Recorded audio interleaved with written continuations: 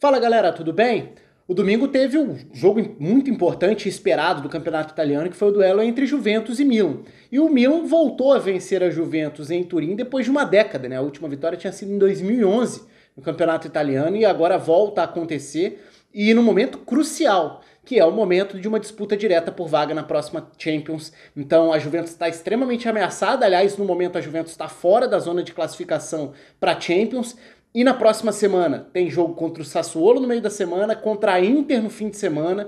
Então são confrontos perigosos e importantes contra adversários fortes. E lembrando que a última rodada do campeonato ainda tem um confronto direto entre Milan e Atalanta. Então essa é a briga do momento na Itália. A Inter já confirmou o título, as outras três vagas em disputa, Napoli e Atalanta, embalaram nessa reta final de temporada. Milan e Juventus estavam ali numa briga bastante particular entre times que caíram de produção. A Juventus não chegou a engrenar ao longo da temporada, né? O Milan caiu de produção depois do ótimo primeiro turno, que acabou campeão de inverno, inclusive. Então era aquele jogo de dois times com a confiança abalada e um confronto diretíssimo. É claro que são níveis diferentes de cobrança se a gente olhar para o retrospecto recente. Se a gente for olhar para o que foi a década, o Milan está tentando voltar à Champions. Seria uma frustração gigante o Milan não se classificar para a Champions da próxima temporada depois de ter liderado o campeonato durante um período. Mas para a Juventus, a quebra da hegemonia, ok, uma hora a Juventus não seria mais campeã italiana. Afinal de contas, foram 9 anos seguidos ganhando. Isso não é normal. A Juventus fez história ao longo desse período.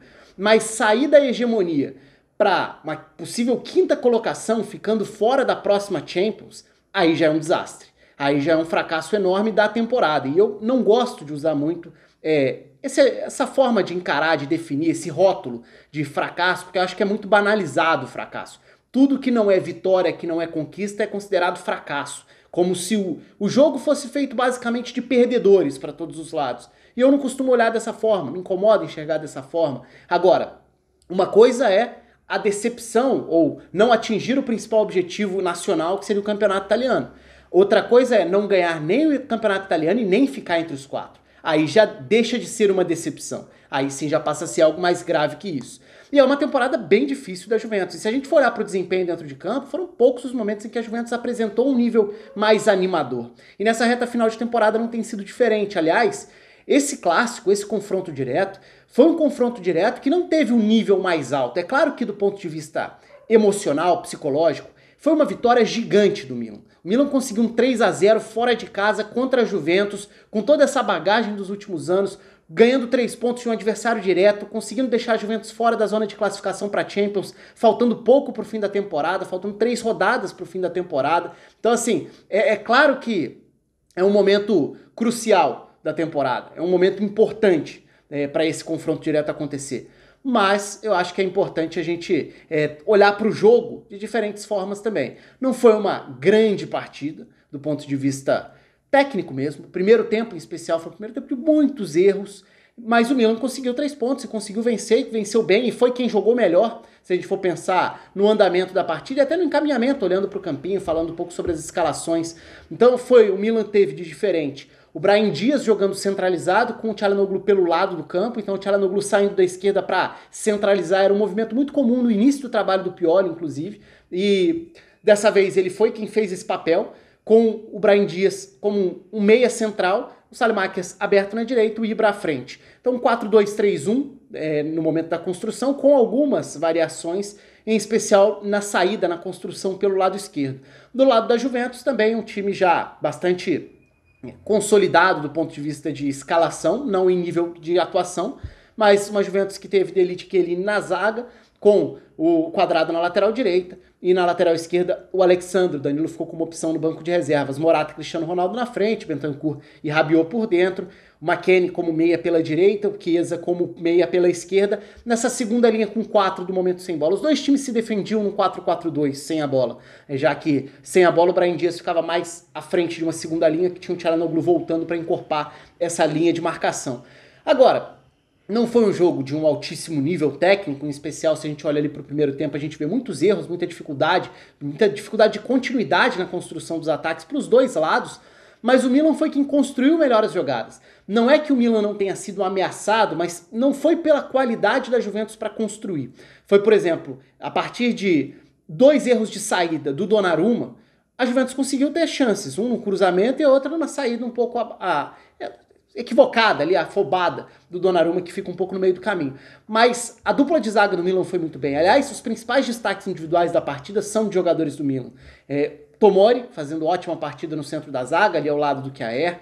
Kessié fez um bom jogo, embora tenha perdido o pênalti na segunda etapa. E o próprio Brahim Dias, muito importante nessa circulação do campo. Se alternando, jogando como esse meia que ocupava as costas dos volantes da Juventus, que tentava dar suporte ao Ibra, mas ao mesmo tempo caía pelos dois lados do ataque. Então, é dele o gol do 1-0, uma bela finalização. É dele a finalização para o pênalti, que depois o Kessié acaba desperdiçando, mas ele acabou sendo um jogador importante no andamento da partida e também na construção do placar, que poderia ter virado 2-0 até antes. Né? O segundo gol já é depois, com o Rebic acertando um golaço, um chute de fora da área, já ali depois da substituição, o Ibra tinha saído sentindo, o Rebic entra, faz um golaço, e aí logo quando vem as outras substituições ali, sai o terceiro gol a partir da bola parada com o Tomori de cabeça depois do cruzamento do Çalhanoğlu, matando completamente. Mas não é que a Juventus tenha passado a sensação de minimamente ter repertório ofensivo. E essa não é uma sensação nova. Quantas vezes dentro da temporada a gente não viu uma Juventus com muito pouco repertório ofensivo? Aliás, o que a Juventus tem para oferecer nesse momento de construção com a bola? A distribuição das peças no campo, ela está muito nítida desde as primeiras impressões do trabalho do Pirlo. Quando a gente enxerga as áreas que os jogadores pretendem ocupar a partir da dinâmica de ataque do Pirlo, isso está muito bem definido. Agora, falta executar isso de uma maneira melhor. Porque o que tem acontecido muito é a Juventus depender de cruzamentos para a área, Quadrado principalmente, né? Acabou virando um homem importante das assistências na temporada, fazendo muito esse papel dos cruzamentos, e vira uma Juventus que em dado momento dos jogos acaba optando muito pelo chuveirinho, tendo Morata e Cristiano Ronaldo na área, cruza a bola para lá. De repente, dá para aproveitar uma delas. De vez em quando funciona. Por exemplo, na rodada anterior, no fim de semana passado, né? Agora já retrasado, quando a Juventus consegue a virada diante da Udinese jogando mal, mas com 2 gols do Cristiano Ronaldo na reta final da partida. Gols achados, porque era a atuação da Juventus. Mas a Juventus tem jogadores que podem desequilibrar. O Cristiano Ronaldo pela capacidade de finalização, artilheiro do campeonato, mas em relação à criação de jogadas, principalmente o Chiesa dentro da temporada. Tem sido esse jogador que arranca, que ganha no drible, que cria uma situação, que leva para o fundo, que tenta alguma coisa diferente. Porque em termos de circulação da posse de bola, esse é um problema nítido da Juventus. E diferentes peças já passaram, por exemplo, pelo centro do campo. Dessa vez, a Juventus tentava, mais uma vez, atacar com essa distribuição, o Quadrado ocupando o corredor direito, com o McKennie centralizando, o Bentancur era mais o jogador à frente da defesa para iniciar essa saída de bola, e tinha em cima dele o Brahim Dias tentando incomodar um pouco essa saída, mas é um Bentancur que acabou virando esse meio campista, embora não tenha essas características, né? Ele não é o organizador de jogo de trás para ficar direcionando, ele não é um Pjanic ou o Pirlo, e eu não tô nem falando de qualidade, tô falando de característica. O Bentancur teve os melhores momentos dele sendo um jogador que ocupava uma área maior do campo, chegando, sendo meio campista à direita, por exemplo, quando o Pjanic era esse 1 à frente da defesa. Então o Bentancur acabou virando essa alternativa sem ser exatamente esse cara, e a Juventus não teve esse cara ao longo da temporada. Não foi o Arthur com regularidade, embora talvez tenha sido até quem apresentou algumas atuações de um nível bom, mas não foi confiável. Não foi o Rabiot, não é o Bentancur. Então o McKennie também deixou de ser um meio campista e passou a ser um meio aberto para partir do lado para dentro, encorpar o meio, teve bons momentos na temporada, mas a Juventus não teve esse cara para tomar conta do centro do campo. E num time que na maior parte dos jogos vai precisar ficar com a bola por mais tempo, isso faz muita falta. Ainda mais num time que opta por ocupar, por pré-determinar os espaços ocupados. Então, um lado vai ser do ponta, o outro lado vai ser do lateral se projetando como ala. Aí, esse lado que tem o lateral atacando o corredor vai ter o meia centralizando. Nesse caso, era o McKennie quem partia do lado para dentro, para se aproximar ali de Morata e Cristiano Ronaldo mais próximo da entrada da área. O Rabiot como meio campista que se projeta um pouco mais, o Bentancur na saída. Mas o jogo não flui. Vira um jogo lento, um jogo que não consegue progredir com a posse de bola e nem criar muita sensação de perigo. E dessa vez o Chiesa também não conseguiu ser um fator. E aí méritos pro Calabria dentro desse combate direto ali. Aliás, o Chiesa era o cara para atacar o lado do Calabria, e do outro lado do campo tinha um dos duelos mais interessantes, que seria entre Theo Hernandes e Quadrado. 2 laterais ofensivos importantes para os mecanismos ofensivos e que batiam de frente, diretamente inclusive. Inclusive com o McKennie ajudando a fechar esse corredor. Nem sempre porque ele tende a centralizar, mas em alguns momentos foi o próprio McKennie quem foi fazer coberturas de arrancadas do Theo Hernandes, porque foi por esse lado que o Milan criou as suas principais jogadas.